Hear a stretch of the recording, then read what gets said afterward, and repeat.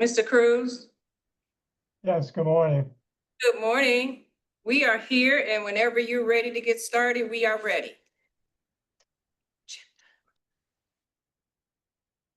All right. How many board members do we have? I see. Yeah, I see Dr. Got David Norm Boyd. I'm here. Yeah, That's Tommy Hopkins up here. yeah. Good morning.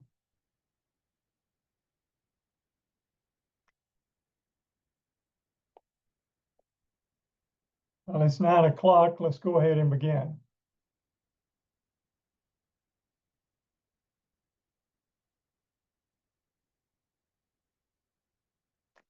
I'd like to welcome everyone to our audit committee meeting. The agenda was sent with the meeting invite, and then the minutes from the December 12th meeting were included with the regular board meeting agenda.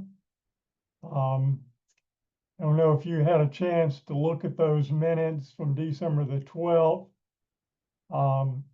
They were quite detailed, and there were a number of reports that department staff reported on at our December 12th meeting. Are there any questions or comments about those minutes if you've had a chance to look at them? No questions for me, David. Okay. Looks All right. good to me. Okay. All right. Thank you. Then we'll ask Joe Hood to give remarks from the department. Thank you, Mr. Chairman. Well, good morning. Thank you all for being here and being with us today. We appreciate that. We've got a number of audits, both performance audits that have occurred from the Office of Audits and financial audits that are in different stages, both ongoing, complete, and then some corrective action. And the Office of Inspector General is going to go through current and completed audit status and give everyone an update. We're happy to answer questions. Just bear with us. There are some complexities and quite a good number of audits that are ongoing or have been completed. So we really appreciate this opportunity to go over this information with you and to answer any questions that you may have. And with that, Mr. Chairman, I'll turn it back to you and we can get started. All right, thank you. And I believe Sonia Allen Smith is ready to present on behalf of the department. So I'll let her go ahead. I am. Thank you, Chairman Cruz. I am ready. Good morning, Audit Committee Chairman Cruz, DCH Board Chairman Folsom, Audit Committee members, Commissioner Carlson, and other DCH executives and colleagues. I am Sonia Smith, Inspector General for the Department of Community Health. It is always a pleasure to provide an update on the status of active and completed federal and state audits. Joining me today are two members of our audit team, David Chong, who is DCH's Deputy Inspector General and Audit Director, and Kristen Rayleigh, our Auditor 3. Our agenda for today's committee meeting will highlight 3 specific areas: the status of current and completed federal audits through the Centers for Medicare and Medicaid Services, and the same for the state audits through the Department of Audits and Accounts. We will also review the Rural Hospital Tax Credit Performance Audit. And then lastly, I will mention a special engagement on hospital provider fees.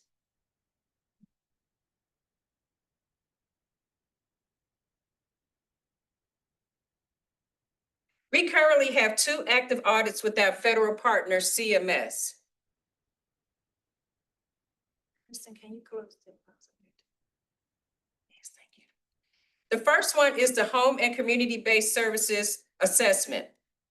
As a part of CMS's ongoing effort to provide states with technical assistance regarding home and community-based services, settings, regulations, CMS conducted on-site visits to assess implementation of this criteria throughout the Georgia program.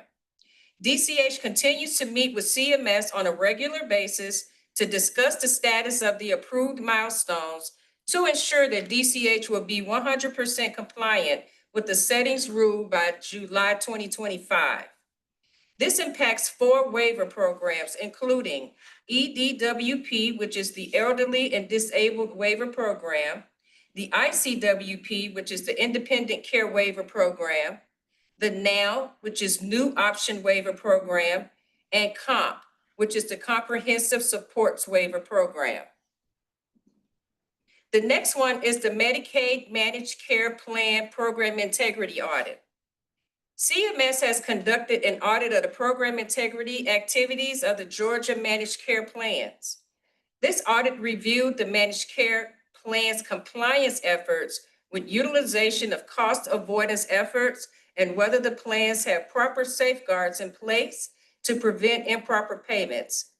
Additionally, this audit reviewed claims in areas known to be high risk for fraud.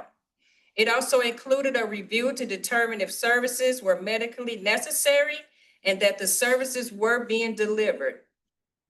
Additionally, it included a review of denied claims to determine if the services were medically necessary and were not being inappropriately denied by the plans. While this audit is still considered active, the audit itself is nearing completion. We are currently reviewing the draft report and are providing our responses and recommendations. Last week, while preparing for this committee meeting, we had 3 active state audits, which are performed by the Department of Audits and Accounts. Today, 2 of the 3 audits have been completed. We had the exit conference yesterday for the Georgia State Post-Employment Health Benefits Fund and the Georgia School Personnel Post-Employment Benefit Fund audits. This is our GASB 75 engagement. GASB 75 engagements are to allocate the total OPEB liability to participating employers based on the proportionate share of each employer for their financial reporting purpose. This audit was for the year ending June 30th, 2024. And for reference, OPEB is Other Post-Employment Benefits. This refers to benefits employers provide to retirees beyond pension benefits, typically including healthcare, life insurance, and other services. These benefits are paid after an employee's employment ends, often for healthcare needs such as medical, dental, and vision coverage. These audits were clean audits for DCH, meaning there were no issues identified.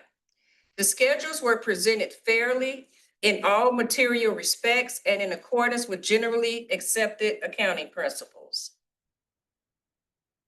The third current. So if we could just pause there, Sonia, I'm sorry. No problem. I did want to provide some additional clarity on that. Tanya did a great job of summarizing, but what I wanted to make clear is the real purpose of what occurs with these 2 audits in my opinion.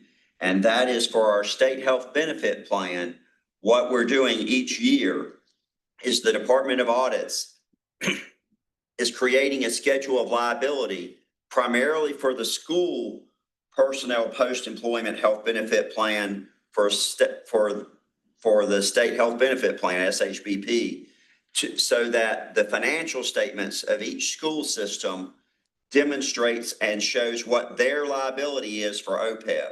And I really think that's an important part for you guys to understand is when we complete these particular audits at the end of each year, what we're doing is we're saying, okay, even though we administer the plan here within the state of Georgia and at DCH, the school system is responsible for the retiree's liability or the cost of that SHBP program that is occurring and it's assigned. And it's quite substantial. And the reason that I bring that up is because we have had an increase, particularly on the school side, as you may recall from the board meeting when we set the rates. And there has been some questions on that from different systems about the increased cost because in larger systems, that's millions of dollars that they're responsible for and show up on their financial statements as a liability, as opposed to being on the state side.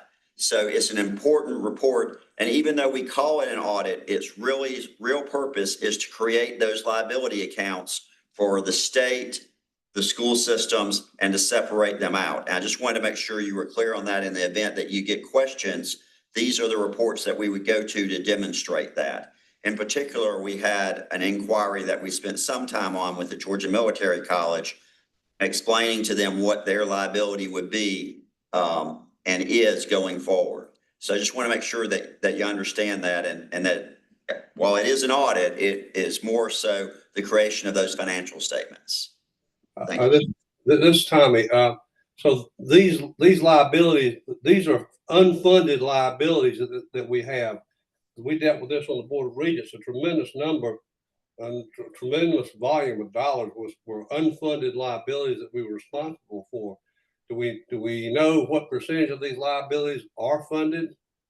Yes, sir. In the OPEB account, when we do the report, we are under 7% funded for the school liability. Now that is the school systems are responsible for that, as I stated, and that is our low point. On a positive note, on the state employee side, we are at 100%. We're 100% funded for the state liability, and the OPEB for state is fully funded.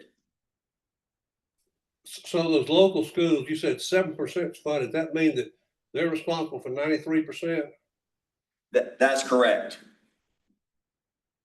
That's what reflects on their financial statements. In reality, what happens is when the reason that we've raised that fee is a portion of that fee each year pays whatever the cost of the retirees are. And we're really on a cash go basis. And we don't touch the fund that is there that's funded at 7%. We've raised the fee enough so that we can substantially pay the active retirees that occur each year. And that's reflected and reduces the liabilities to some extent each year. And so we're not in a position where we're concerned about making the payments. We have sufficient cash flow, and we've risen it up to a sufficient amount so that we can pay those. But what you've got active employees on the school side paying for the retirees who are no longer contributing.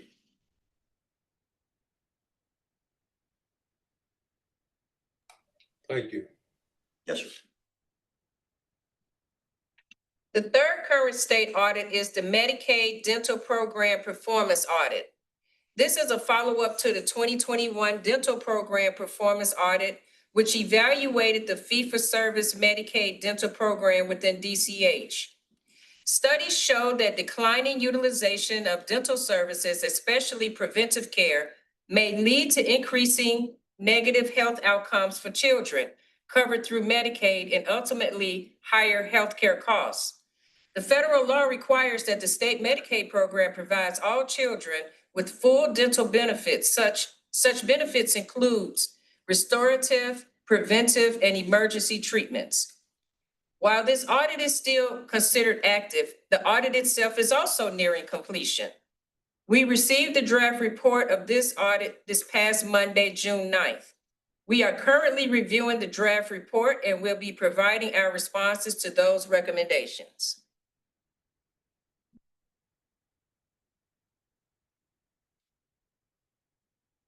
We have completed 3 state audits. The first one is the 2025 Rural Hospital Tax Credit Performance Audit, which I will highlight for you today. The second one is the Healthcare Facilities Regulation Performance Audit, which is complete.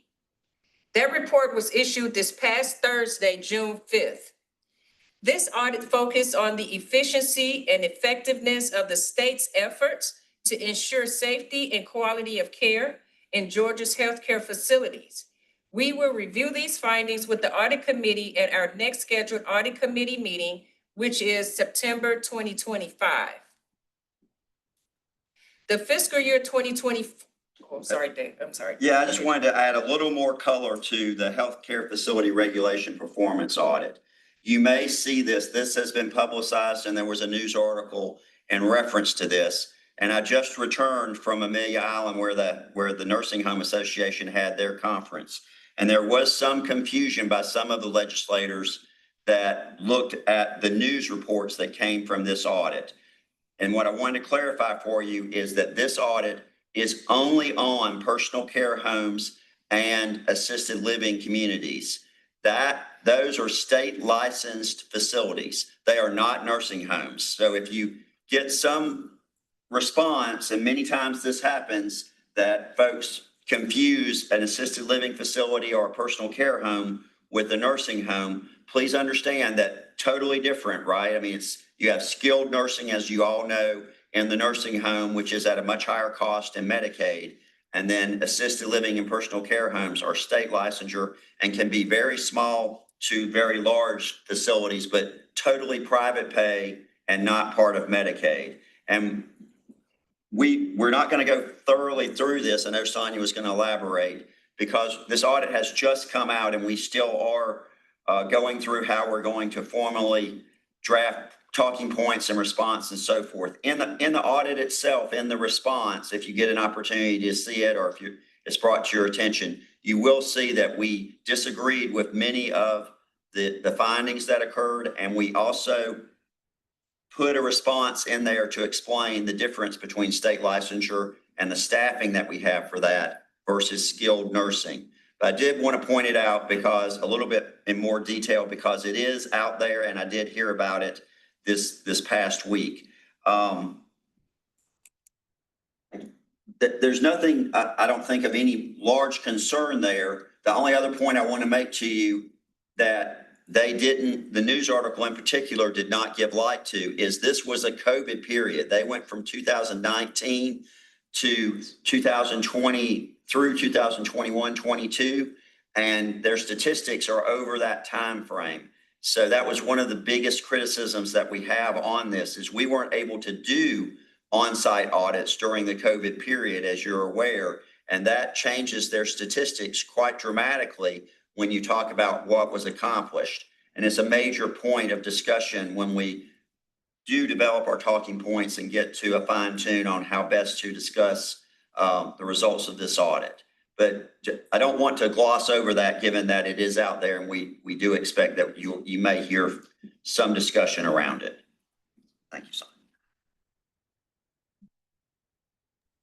So Joe, Norm Boyd, just a follow-up question to understand what you're saying is that DCH will form a response to the audit, and you have not formulated that yet. Is that correct?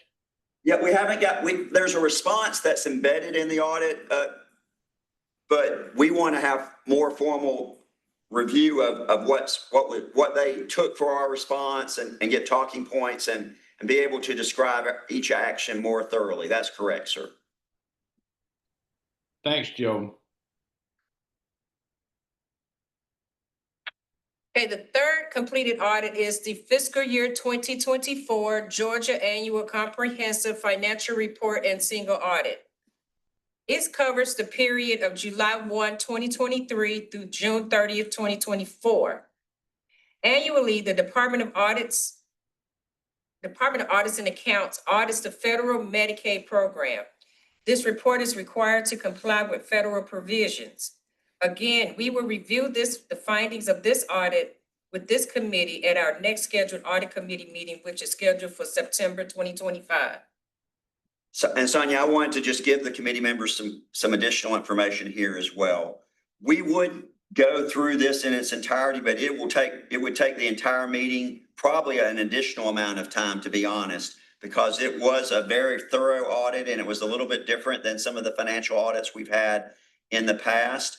And it went quite long this year to fully satisfy the auditors. It was an unqualified opinion audit, so it did end in a good place for all concerned. But we did have a corrective action plan in regards to it that we are still working on and do not have complete. And we felt it best that we be able to explain fully what was there and how we corrected for that when we present it to the board members. Certainly happy to answer any questions around that or anything that might come about, but it is quite a lot to go through in one time setting, and we really struggled with how we would best present that and when to do so. And we've ultimately decided we need to put that off so that we have all the information for you, the corrective actions and so forth. And we'll certainly present that in September. Happy to answer any questions that you have in advance of that, of course. Very happy that we ended with an unqualified opinion, and that although we have findings, everything was basically in a good place and able to move forward. Joe, Norm Boyd, I guess I ask this question every time, and I think you've already answered it. What you're saying is at this point, there's findings, but there's nothing material That is is correct. in this report. That is correct. And I'll just give some indication of what we struggled with a little bit here. Is they questioned our accounts receivable that we had on the books. We had a number of accounts receivables from the Center of Medicare and Medicaid for our supplemental payment programs to hospitals, nursing homes, and physicians and rate setting, that the rate setting in particular for the care management organizations had not been approved for over 4 years. CMS had delayed approval of those, and it created quite a large accounts receivable of prior years that we had. And we had a lot of discussion and documentation that went into that. Cody and David and Terry, our accounting team, did a tremendous amount of work to go back and reconcile and show and document those accounts receivables.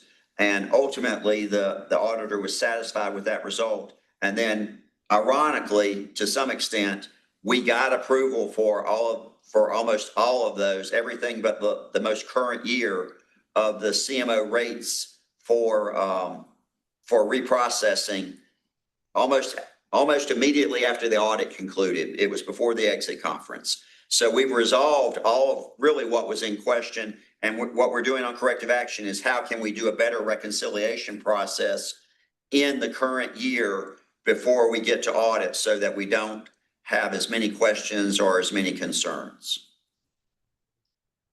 Thank you. I have a question as well. Sure. Given the fact that you said it would probably take a whole meeting to go through the single audit, should we not try to schedule another meeting before September just to take care of some of these other audits, so that the September meeting can focus strictly on the single audit from FY24? We can certainly consider that, Mr. Chair. I think our concern is that we have those 2 meetings in August for the budget presentation and for the SHBP rate setting that are going to take our August timeframe. So we're a little bit pushed on timeframe of how we would do that and how we would get it scheduled. We can certainly look at that and look at scheduling if it is of concern to the board members. Well, we missed our spring quarter meeting, and I'm just thinking we got things kind of piling up here. Yes, sir. Why don't we have some further discussion on that? Part of what the delay was some discussion with the commissioner, and I can follow back up with him with that concern and see if we can do something different and what our options can be. Thank you. Yes, sir.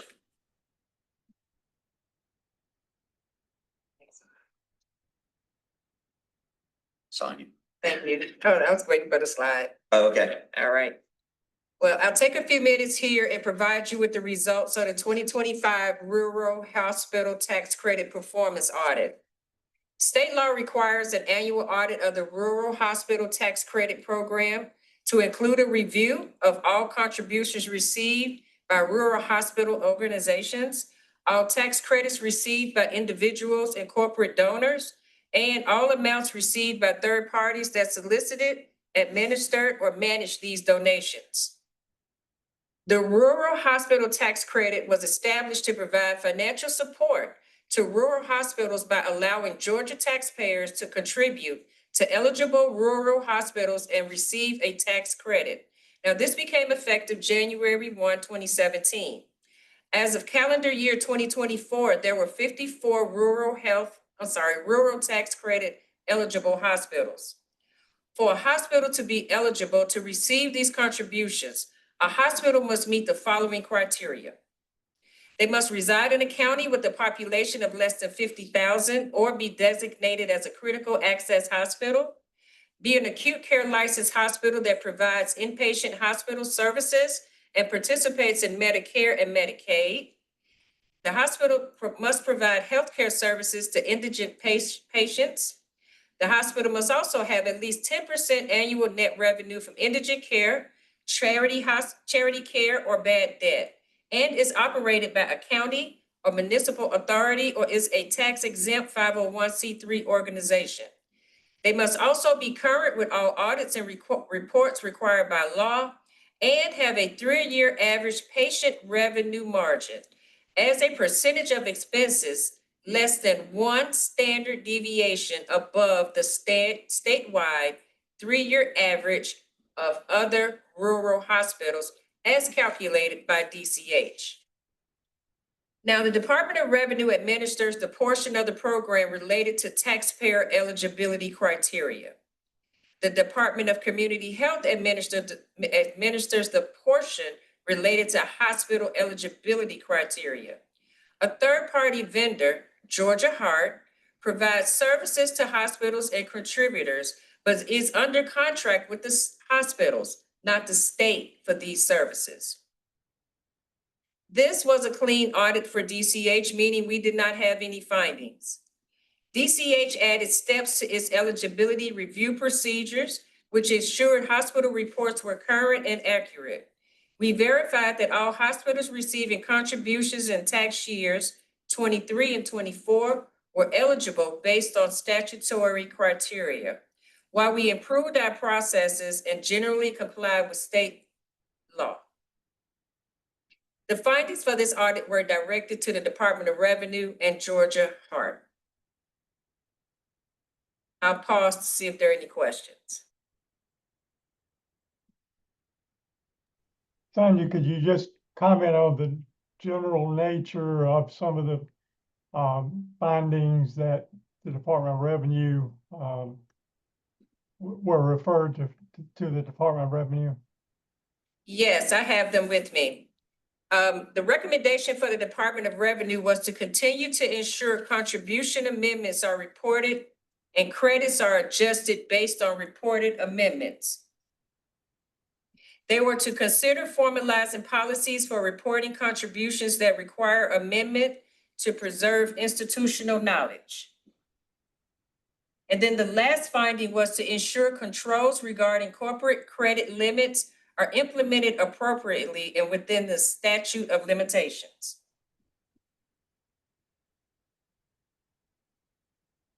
Thank you. So I did, maybe y'all understand that speak fairly well, but I just do want to make some clarity in the event that we have minutes to review. So, what they're really looking at is when corporations or individuals had a contribution that they had said they would do, and then perhaps that contribution didn't come to pass, and they do an amendment and allow another party to do a contribution instead. So amendments that occur after the fact and they weren't as timely, or that maybe they had an error or what have you. And particularly on corporate giving, there's a limit on what they can provide. And that's what that's speaking to, all for tax consequences, because all of these are tax credits, either to an individual or corporation. And that's what all that is centered on, is to make sure that the tax side of the house for the Department of Revenue is consistent with what actually occurred with these amendment processes. The initial ones are fairly straightforward, but the amendments that occur to correct errors or for contribution patterns that are late to meet limits and so forth are what are in question, to my understanding. Thank you, Joe. I did want to take an opportunity here and give some kudos to our staff on, particularly the Office of Rural Health took on the responsibility of reconciling our reports for the Department of Community Health and making sure that our rural hospital reporting, which is our responsibility for eligibility, was consistent and thorough and did not have finding. We had some findings in prior years that we fully corrected by the assignment to the Office of Rural Health. And I'm very proud of the fact that we don't have findings at the Department of Community Health this year. This is an annual audit that will continue because we have the tax credit every year. But very happy that our staff did a thorough job and really had no audit, really had good commentary all the way through from the Department of Audit. So very happy with the outcome of the audit this year and expect that it will continue to be that way for the Department of Community Health. I have one other item that I'd like to mention, which is the special examination of the hospital provider fees. Last week, we received notice that the House Appropriations Committee has requested a special examination of the hospital provider fee program within DCH. This review would determine the amount of provider fees collected, how the provider fees are used, and determine the impact to the state if the federal funding is reduced. In Georgia, hospitals and trauma centers are assessed a provider fee based on their net patient revenue. Hospitals are charged 1.5% of their net patient revenue, while trauma centers are charged 1.40%. You want to add something, Jeff? Yeah, there is some clarity that the Department of Audits needs to seek from the legislature on what they are truly trying to answer here. And when we had our insurance conference last week, we pointedly put out to them that, you know, there are two different types of programs. The one that Sonia just described is an opportunity that we've taken advantage of in the state where private entities provide a provider fee and we draw additional revenue down so that we can have an increase in provider rates. And that is embedded into our rate structure. And that's pretty straightforward. There's really no question about that. It's a common practice throughout the country. But separate and apart from that are our supplemental payment programs, upper payment limit and direct payment preprint, or DPP, the supplements to the hospitals primarily. And that is a very large program, as y'all are probably aware. It is over $1 billion in total funds that comes to the state from those DPP programs, even more so when you add in upper payment limits and depending upon whether you're including ambulance, hospital, and nursing home. If it's the intent of their audit to include everything on that side of the house, then it will be quite a large and ambitious audit for the time frame that they've put forward, because they need to answer their questions for the legislature prior to the start of the legislative period in January. So we put that back to them to answer. I suspect that that is what the legislature wants to look at, as y'all are all aware, I'm very sure, with the big, beautiful bill, as they've titled it, that is going through Congress right now, that has the opportunity to highly impact the supplemental payment programs and reduce them. One proposal is to reduce them to Medicare from average commercial rate. Another proposal is to freeze what is in place at a date certain. So it's really up in the air until they pass through the Senate and then the president signs the bill to let us know what the final outcome of that will be. But I suspect that the legislature is asking the auditors to go through and identify how could it impact the state of Georgia because of the large revenue impact that would be there. I mean, if it were to occur, just to give y'all some understanding, it would mean that we would have hundreds of millions of dollars that the hospitals would not be able to draw federally any longer. And we would have to have a redistribution of our DSH, or disproportionate share hospital funding that occurs, where the larger hospital systems today are not participating in DSH for indigent care because they've had that met by the supplemental payments. But if that supplemental payment program were to go away, then they would be back eligible for DSH, and it would mean some of our rural hospitals would receive significantly less. So there's lots of opportunity there and lots of outcomes that could occur. Really hesitant to speculate on what is going to happen until we see what is in the Congress's bill, but the legislature, to their to due regard, that makes a lot of sense that they would have the auditors look at that and look at all the impacts and report to them, so they would have all the information when all those come to fruition later in the summer.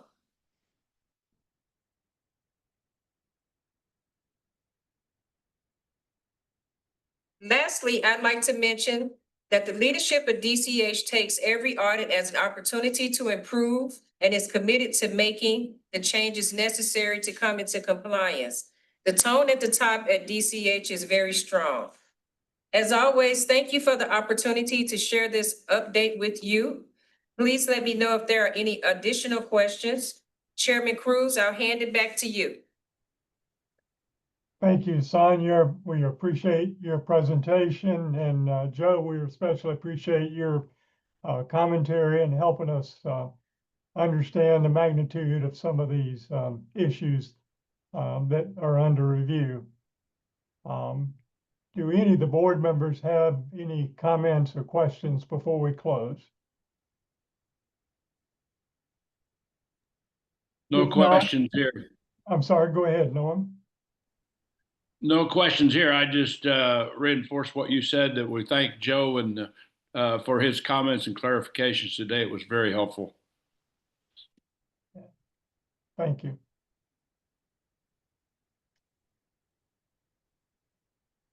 No, if there are no further comments or questions, then we'll stand adjourned. Thank you very much. Thank you. Thank you, gentlemen. Thanks.